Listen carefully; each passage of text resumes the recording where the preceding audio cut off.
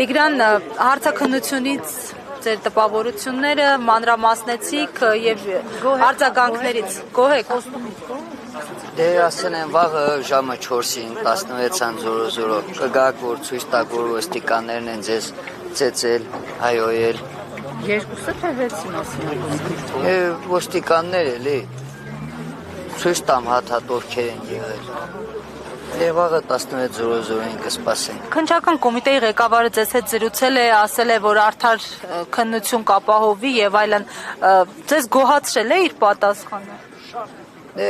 գոհ պատասխանը սենց ասեմ։ Գոհ են կլնեմ, երբ որ իրանք պատասխանը տան իրանց արարքների համար։ Կոնկրետ այն ոստիկանների մասին է խոսքը, ովքեր ինձ այդտենց տարել են ծեծել, հայհոյել։